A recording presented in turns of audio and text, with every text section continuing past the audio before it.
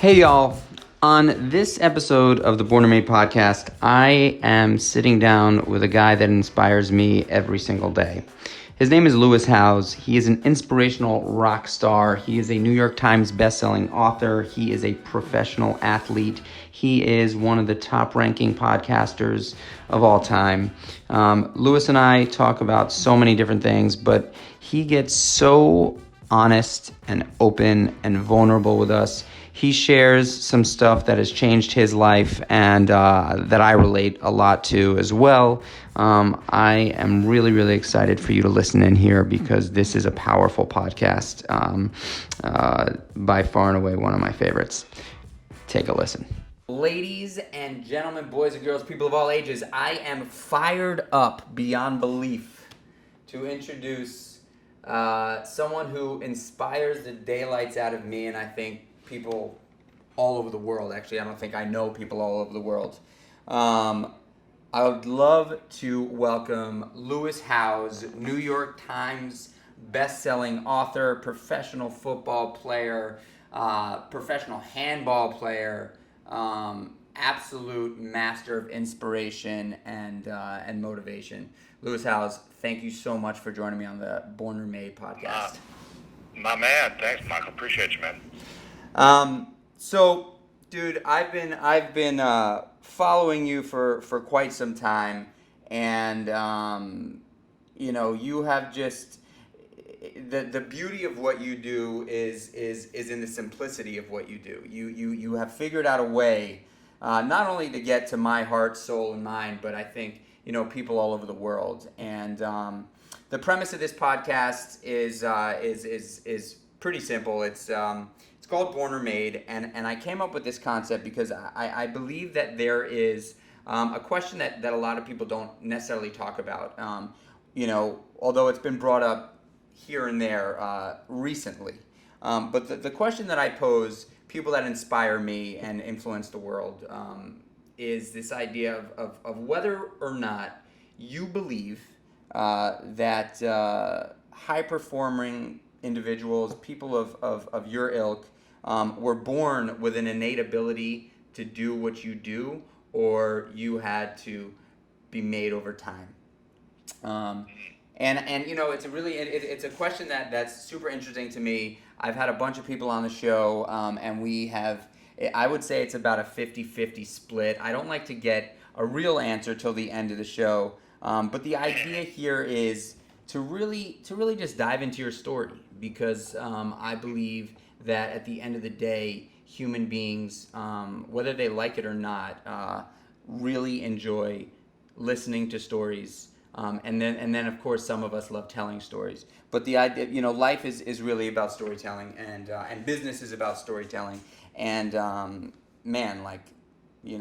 love listening to podcasts because I really love listening to great stories. And I know that you have a spectacular, unbelievable story. So, why don't you just introduce yourself and we'll get into it. Well, I'm a human being that has always felt like there's been a calling inside of me for something greater at every stage of my life.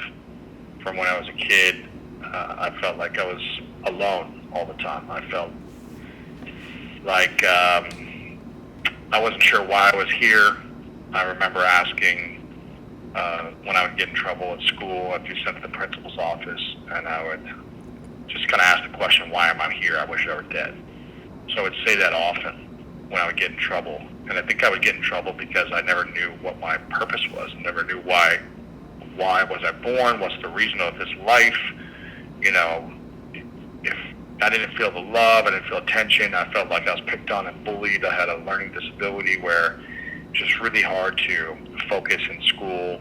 Reading and writing was very challenging for me. Comprehending anything, remembering anything was very challenging. So I spent most of my childhood in a classroom that I struggled in. So I just felt like, why am I here? I wasn't getting the love that I wanted at home. I was sucking and horrible when I was at school. And there was a moment in fourth grade when we had recess every day. And this one day of recess, the teacher picked a couple of the kids from class and said, "Hey, we're gonna make you guys the captains, and we're gonna play a dodgeball game, and we're gonna split the class in two. You guys pick them one by one."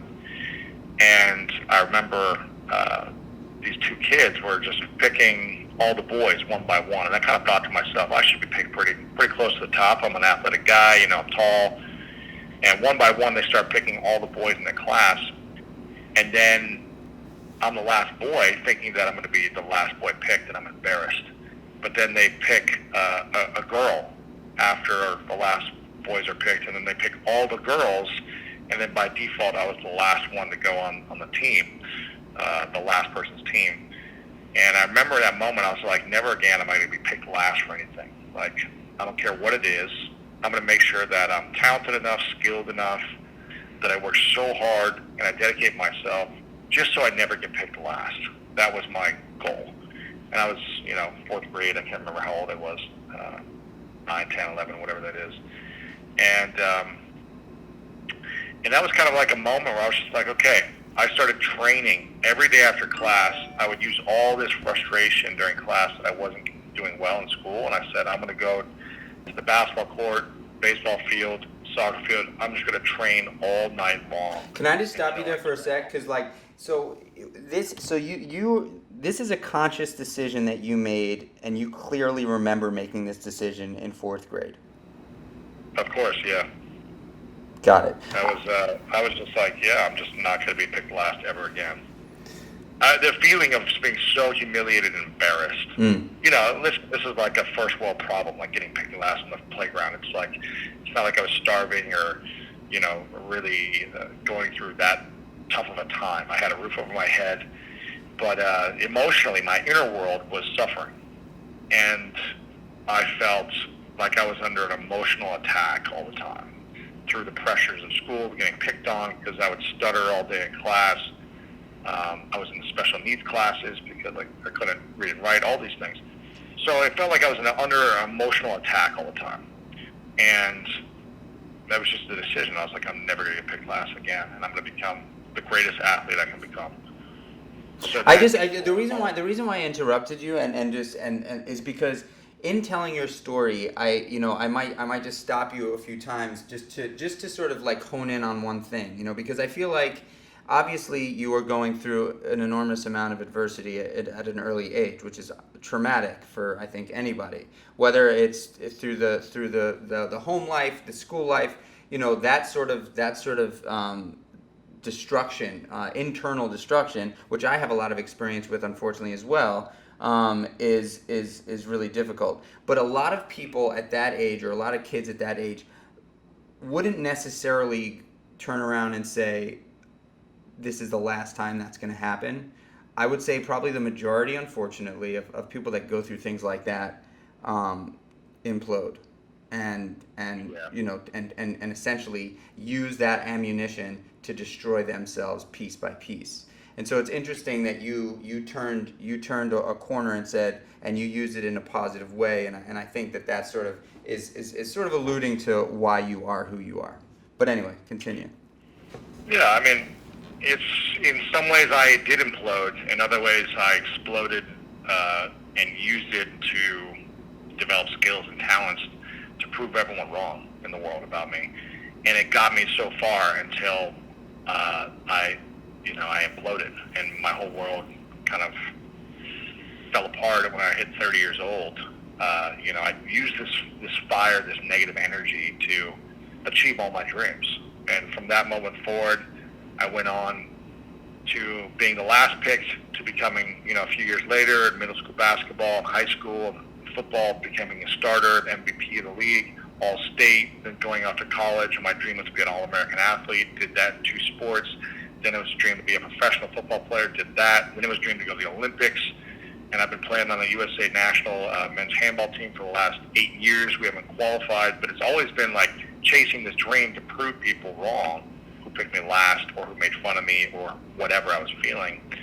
And when I reached 30, I'm 36 now, and then I used it to build a business and prove people wrong there and sell for 7 figures and all these things.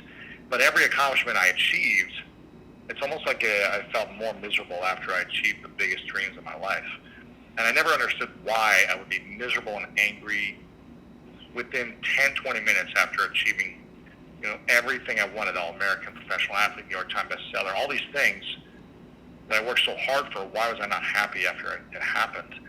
And then when I hit 30, a lot of things started to fall apart, where it looked like I had everything put together. Everything started to fall apart. A relationship that I was in, that I moved to LA for a girl, and it started to break down right the day I moved. It started to all break down and fall apart. The business relationship I had started to fall apart, to the point where I almost got in a fist fight with my business partner in the middle of Times Square one night at like 2 a.m. with, 10,000 people around. We were arguing so much that I almost got in a fist fight. And then literally getting in a physical fight in a basketball game, a no-stakes pickup basketball game on, the safe courts of Beverly Hills.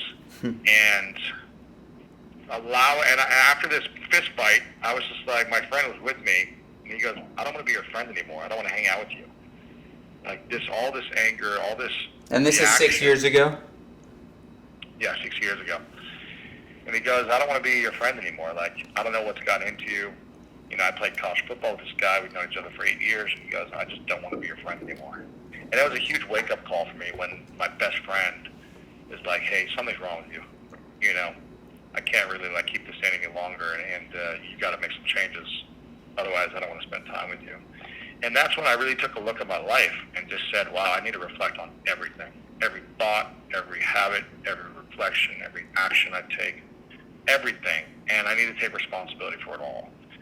So I just started saying, okay, how have I created this for myself? Why am I so upset all the time? Why do I react?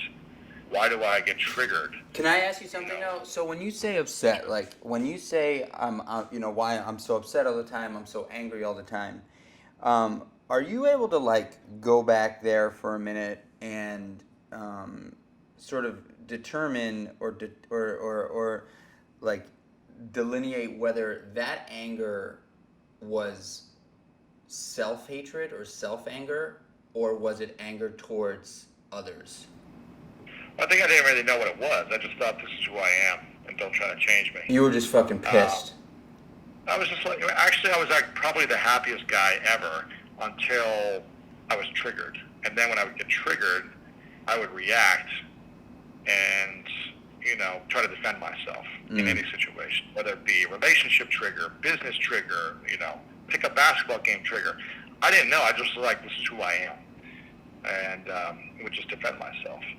And so I finally said, okay, I need to figure out why I get angry in these triggering situations. What is this thing that makes this happen for me that I don't feel like I have control over? And I started to reach out to every person I knew for feedback, for advice, for coaching, for guidance. I started to read books. I started to go to workshops. I was just like, I'll try anything. I got to figure out the root of this. And there was one workshop I went to probably, 3-6 months into this process, this journey. And this was like a 5-day emotional intelligence workshop, and about halfway through, I opened up about being sexually abused for the first time in my life. For 25 years, I never told anyone that I was sexually abused. And I opened up about it in this experience, and that's when everything started to kind of come out. Every trauma, every shame, everything I felt guilty about, insecure about, I just started sharing it with people and letting it out. And it was the thing that I was the most afraid of. I kept thinking to myself, if anyone ever knew this happened to me, no one would ever love me. And so it was something I was protecting and hiding. And then I just started to protect and hide all the things that I was insecure about, because if people actually knew I was insecure about these things, they would not like me, they would not love me, they wouldn't accept me, I'd be alone. It's just these stories that I was telling myself. Mm-hmm. And in fact, when I opened up about the sexual abuse, it was the opposite that happened. All the men of the room came up to me and hugged me and they were like, "You're my hero," and this is what happened to me when I was 10. I was sexually abused, or when I was 7, this is what happened to me, and I've been afraid to talk about it, and this is what happened to me when I was 12. And people started to connect with me on a deeper level and become closer with me when I opened up, as opposed to rejecting me. And so it just showed me like, wow, these people actually like me more and trust me more and respect me more because I was willing to be vulnerable. I was like, what a concept. I never even knew that was possible. I think growing up in the Midwest and where I grew up, I wasn't allowed to express myself, within my peer group, right? The sports peer group, I wasn't allowed to express my feelings. I wasn't allowed to show vulnerability. Is that where it happened? In your sports group? I just think it's like, I don't know, growing up in the Midwest, like the boys on the different sports teams, they weren't really like welcoming you expressing your feelings. Oh, sure. But I'm saying, was the abuse in sports? No. It was the babysitters. I was 5 years old, and it was the babysitter's son who was a teenager. So, I just remember being like, it's something I thought about every single day, but there was never a place or time to really talk about it. Like, I didn't know how to talk about it to my parent. I didn't know how to talk about it to the teacher. Like, there was no one to talk to about it that I knew of. So I would just say, well, this is just a thing that happened, and I'm going to try to forget about it. But it was something that I would always think about. Just keep coming up as like a memory. It's crazy, man. I mean, I have the, it's so interesting that sexual abuse is something that is spoken about so little. But I was sexually abused as well, and I held it so tight until I got sober 15 years ago, and that's when I was comfortable enough in a room where I was doing a bunch of self-development with a bunch of people that were trying to just be better at life. I opened up about it too, and it's just so mind-boggling the amount of people that have experienced sexual abuse. It's really like you open your mouth and you think that you might be the only one, in a 10-mile radius, and then all of a sudden you find out that it's just like there's a lot of people that experience it. It's crazy. Right. Exactly. So. Yeah. So you started talking about it, and then you just sort of like opened up, huh? I just started opening up, and then I started opening up about everything, and all my fears and insecurities and shames, and I felt a sense of peace and freedom that I never had before. I remember growing up, it would take me about an hour and a half to fall asleep almost every night. It didn't matter how hard I worked out. It didn't matter how tired it was. It would just take me like an hour and a half. And I was just like, I guess this is who I am. I don't sleep well. And it just kind of came to an acceptance of it. And then after I opened up about this, it's just like every night afterwards, I can fall asleep in 10 minutes. And I think when we hold in pain and stress and anxiety, it's really hard for our body to be peaceful. And I just never felt at peace within myself. And I still, listen, there's days where I'm still stressed out and I don't feel at peace, but for the most part, as a human being, I feel at peace. And I think it's because I've said my piece. I've said the things that scare me the most, that I'm insecure about, and I accept myself. I never accepted myself, and this is what I realized later, I never really accepted who I was, and so I continued to chase something I thought I needed to be to impress people or prove people wrong.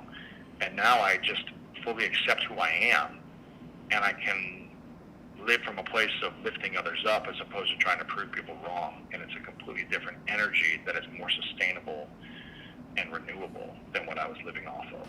So it's just been an amazing shift for me of awareness. Now, I'm not saying I'm perfect and I've got it all figured out. It's just a much better lack of understanding and awareness for me moving forward.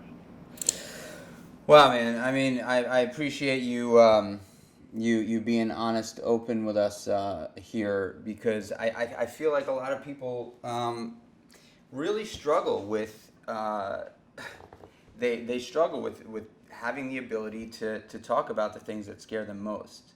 I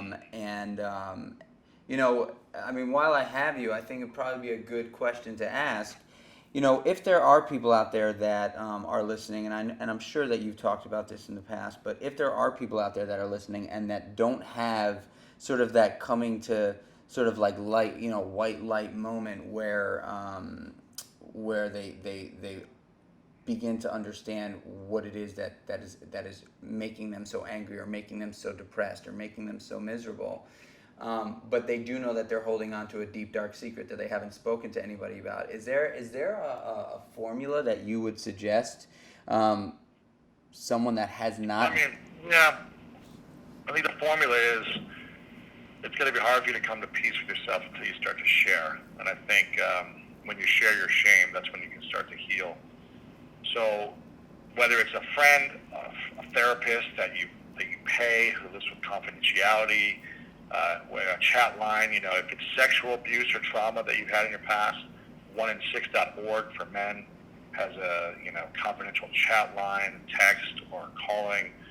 But I think having a therapist who lives with confidentiality. I mean, this is why a lot of people go and do a confession at church. I think you've got to figure out a way to share the things that you're most afraid of, and continue to do it until the fear disappears. For me, I did it once, but it was 25 years in my body and in my mind of being afraid of living with it. This thing had power over me. And I remember sharing it once, and then I shared it again, and it's still, every time I shared it, I would still get choked up. I would still be scared to talk about it. And I was just like, man, I don't want to be scared to talk about this anymore. I want to talk about it. I want to get to a place where I can talk about it, where my heart doesn't flutter, I don't quiver, I don't stutter. I just share it like I'm having a cup of coffee. But then I have true power over that situation, and that the abuser of that moment doesn't have power over me anymore like it did for 25 years. I gave it power by being afraid of it.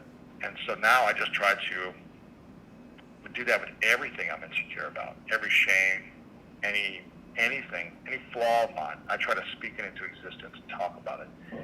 And then I can be more aware of it, and I can accept it, I can accept myself, and I can move forward in a more powerful way.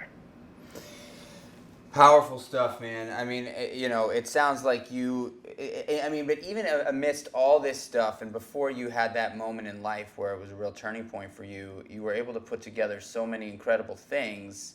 And do you think those things, it's not normal to be able to achieve what you achieved before you were 30 years old. It's actually it's just not.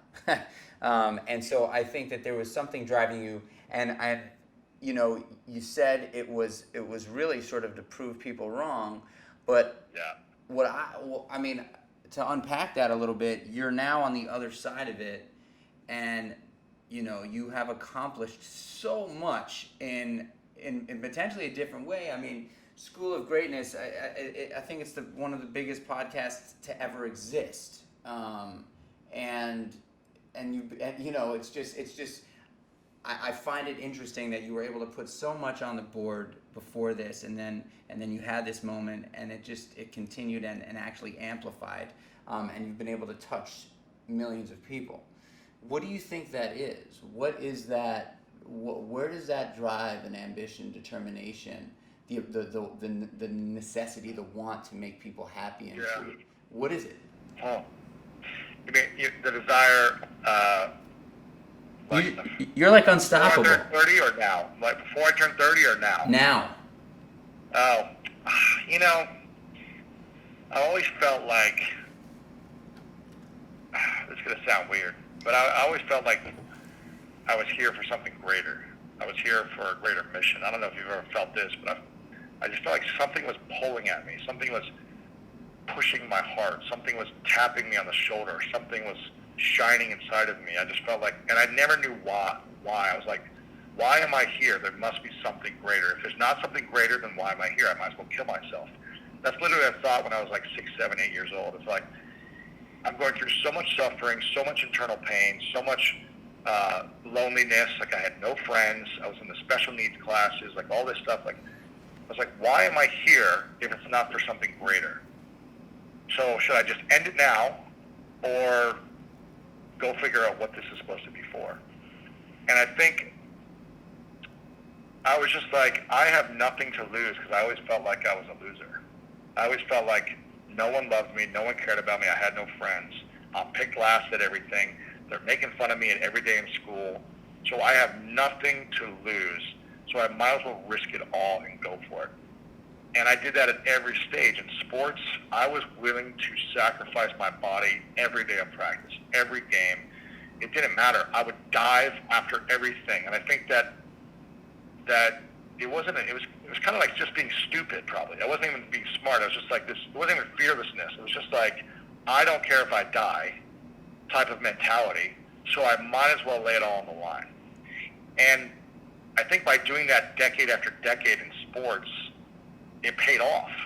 Now I broke my wrist, I broke 6 ribs, I had lots of injuries because I've had that mentality. So I had to learn how to manage risk as well, with being kind of this fearless, all-out hustler at all times. But that energy, day after day, with the deep desire to never be picked last at anything, drove me to, be somewhat successful in sports.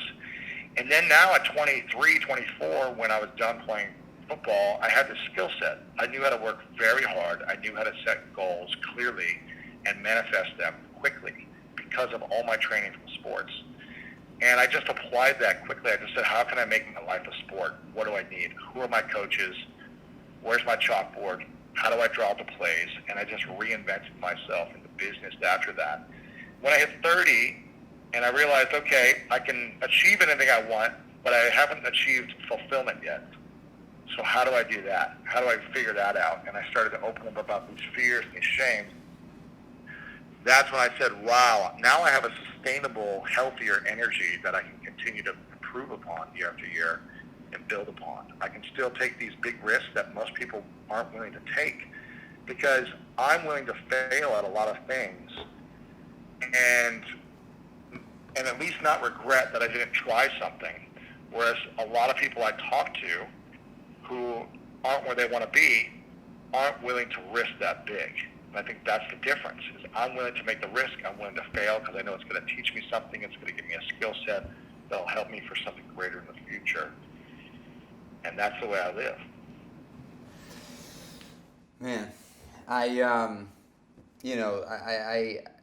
believe that there is something in you and something in people like you, maybe not with the same journey, but certainly that have sort of had incredible accomplishments, that is unique. And I know it's a controversial thing, and throughout this podcast journey for me, it's been like, it's an interesting question to ask, because it sucks for people out there that are trying to put some stuff out, and I'm trying to say, hey, there might be people that are just born this way, and that's why they get to where they're at, because there is just, for instance, in my case, I was just willing to, work harder. And that was something from like an early age. I mean, I experienced a lot of the same sort of adversity, in sort of this self-hatred, dealing with abuse, and not only sexual abuse, but like lots of abuse at my house. I came from a really rocky background. And I think I used a lot of that stuff to get to where I'm at too, but I had a big period of time where, from about 13 to 23, 10 years of intense drug and alcohol abuse. And, when I came out of that, surprisingly, I was able to really start to put my life together, which is I feel blessed. But there was definitely something inside of me that I couldn't describe as to why I kept on going. And even when I was out there, I was so uncomfortable with myself when I was out there, in that 10-year period of my life. I still figured out a way to like get shit done. I figured out a way to get shit done. And so, what are some of the things that you do now, that are like your go-tos for you? Because I'm sure you get down in the dumps, at times, like we all do. But what are some of the things that you do, that like places that you would travel to, or things that you would do to make you to just take you outside of yourself and bring you to a better place, if you have any? I mean, I think it's just the basics. I think working out, movement, staying healthy, keeps me grounded, keeps me feeling good. Just the natural endorphins that you get from working out make you feel high. So if I ever feel down, when in doubt, work out, and that's a powerful way to get back into a positive place. For me, stillness, meditation, and perspective is everything. I can complain about the construction that's happening above me throughout the day right now in my space, and how it's loud and it's inconvenient, and people are remodeling next to me, and I have to walk out of my condo and next door, and there's crap everywhere. Or I can be grateful that I live in a high-rise building in Los Angeles, California, and can afford the lifestyle out here and have the opportunities to meet people and to be here. And every time I travel to third world countries and I tell people I live in Los Angeles, they look at me like it's a dream that one day they can visit LA for a day, and I get to live here. So for me, everything is meditation, stillness, and perspective. I have a very good life, and when I focus on the things that I have as opposed to the things that I lack, it just puts things into perspective, and a lot of things don't matter that aren't working out that well. And if it's not working out that well, I put in perspective, well, this is teaching me something to help me in the future. And I just apply that principle to everything in my life when it's not working out the way I envisioned it. This is teaching me something for something greater in the future. And I think if we have that perspective of everything, well, man, I went through a horrible breakup at the end of last year, and my ex was super vindictive and went after all my friends, trying to get them to turn on me, and started posting on social media all these lies and gossip and just really negative. And when I felt like I treated this person so good for 4 years, and she was never grateful, and I could tell myself, wow, this isn't fair, and this sucks, and all my friends are betraying me. Or this is preparing me for something greater. This is giving me a skill, a tool for something greater in my life, as opposed to this isn't fair, this is helping me for something greater. And so I just try to really bring it back to perspective. Also, I look to how far I've come, from a kid who almost flunked out of English class my senior year in high school, to where I wasn't going to be able to graduate, to, I wrote a New York Times best-selling book, and I get to connect with influential people every day, and, I get to hang out in New York City and go to the meatball shop. It's a pretty good life, Yeah, man. You posted something on social a few days ago that I wrote down, because you posted your mental, emotional, and physical health should be priority over everything else in life. And when I read that, I first of all couldn't agree more. And I haven't said it directly to my wife, of course, but. And it's not like I'm not being forthcoming about it, but I personally believe, and I think it should be for everybody, that if we don't take care of number one, if we're not content, if we don't feel like we are ready to support ourselves, it's literally impossible to love and support others. And so I think this message it's such a powerful message for me, and I think for anybody listening, whether we think we do or not, there are many times where we put other things in our lives, like work, like our kids, our wife, before us. And I know from personal experience, and it sounds like you do as well, that when you put things in front of your personal health, wellness, and well-being, it's almost impossible to be of service to other people. And so it could sound selfish, but in actuality, it's selfless. Because I know for me, like you said, fitness is a big thing. for you. And fitness saved my life. There's no doubt about it. When I went through what I went through, and then I got out the other side, and I was introduced to fitness and eating well, my life has never been the same. It's not something I want to do. It's something I must do. It is what feeds my soul, and keeps me content and happy. And so can you just get into that just a little bit? Just this idea that you are the priority. And Yeah, I mean, I think you said it perfectly. I mean, it's the most selfless thing you can do is be selfish and taking care of yourself first. I just see a lot of people in the world who give so much to others, and at the cost of them being overweight, them being unhappy, them being broke, but they give and give and give. I think you can only give so much when you're empty, when you're emotionally empty, when you're physically empty, when you're mentally empty. And so our job and our responsibility, I think it's our responsibility and our duty, is to be emotionally, physically, and spiritually full at all times, or doing our best to stay full at all times, so we have a lot to give at all times. And when we are broke and overweight and needing the service of others constantly just to stay alive and stay safe and have a home and be fed, it's hard for us to create something to give to other people. So it should be our job to always be growing, always be developing and learning, and focusing on health first. I think I heard, there's some quote, I'm going to butcher it, but it's like, each person has a lot of problems in their life until they're unhealthy, and then they have one problem.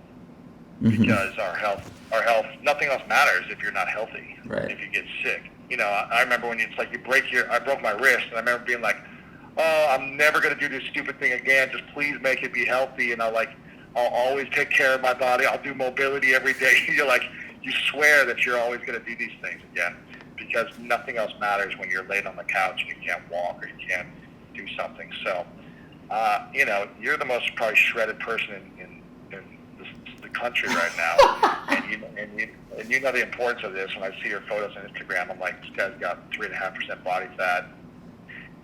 That's it's inspiring, and it's maybe you're like an extremist, but it's like it's going to be hard for people to get there. But it's like when you take care of your health and your physical body, you can give so much more to other people. When you are always under stress, always anxious, always a victim to circumstances, then you're limited in your resources, how many people you can support, and that even those people you can't support to your fullest. So you're doing a disservice to other people and yourself. I mean, I couldn't agree more with in my life, there's undoubtedly one thing that I know I need to do in order to sustain positivity and optimism. And I'm not saying that I'm not positive and optimistic when I'm not able to get to the gym. But I do know on a consistent basis what has given me, I like to say they're little wins. And so I've been able to create little wins throughout my day that are totally attainable. And when I talk to other people at my businesses, people know my situation, and I'm certainly not the motivational speaker that you are, and have not touched nearly as many people as you have. But I do know that this when we move our bodies physically, something happens to us emotionally and mentally. Yeah, absolutely. And it is a game changer for me. So whenever anybody really asks me on social or whatever, hey, what is it? I say, when was the last time you got off your ass and took a jog? When was the last time you went on a hike or went to the gym? And when was the last time you committed to something? When was the last time you actually committed to something? Yeah, and stay true to the commitment. I mean, I think those things. Man, you're living the best life, dude. I'm watching you, and it's just everything you do inspires me. What you've done, and I can't even imagine where you're going. Just because you're just such You're a positive guy, man. And Next time I come to New York City, I'm going to the meatball shop, so that's where I'm going. Hell yeah. I would love to feed you meatballs and fish tacos. Every time I'm there, I love the meatballs. I need to go to your other restaurant, You got to check out Seymour's. Yeah, I got to go there. All right, man. I'm gonna wrap this thing up, but I just got a few questions before we go. Quick ones. Sure. Advice. Not necessarily the best piece of advice that was given to you, but the best piece of advice that you like to give to others. Oh man, I think it depends case by case, but a general piece of advice is gratitude, man. Just be grateful, because it's hard to be stressed and anxious and angry when you're grateful. It's contagious when you're grateful, and other people feel good around you when you're in gratitude, as opposed to, ungrateful for what you didn't get. And I think it puts things in perspective when you focus on gratitude. So be grateful. Be grateful. Music that you, or music genre or artist that you like to listen to when you're trying to relax.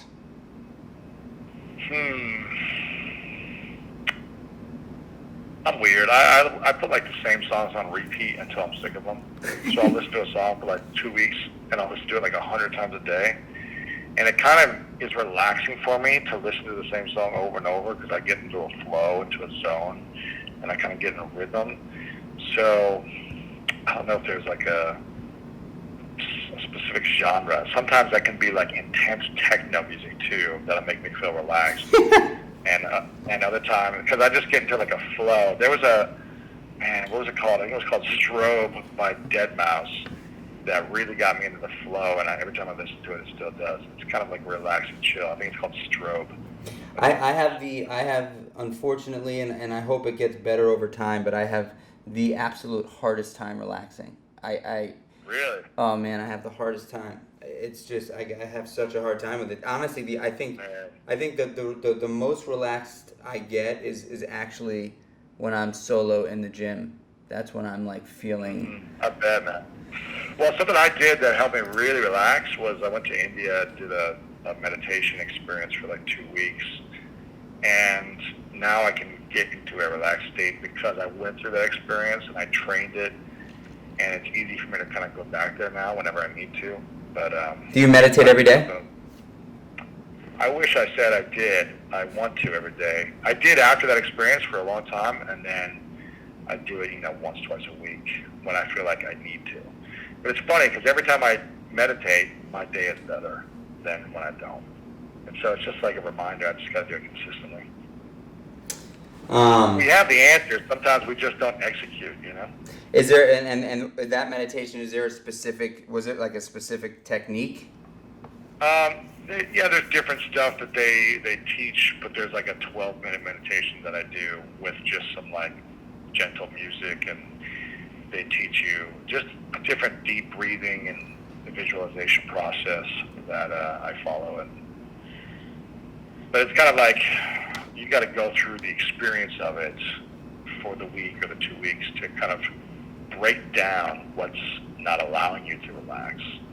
And then once you kind of, waking up to what's missing in your life, then it's easy to have the awareness at any time. So when you practice the meditation, you're able to always go back to that peaceful state. And I think that's the goal. I think it's hard to just say, all right, I'm going to sit down and meditate without actually going through some type of experience. Yeah. That creates an awakening for you. So for me, it was a game changer. I've dabbled on and off with meditation over the years, and when I'm doing it, I love it, and I have this breathing exercise that sort of just puts me right into the zone. But for whatever reason, I have just not stuck with meditation for long periods of time. Yeah. But I'm sure. I think you've got to do you should go on a journey with me sometime in India and get you out of your comfort zone, I think. Yeah, man. You, myself, and Nick Onken will go take a trip.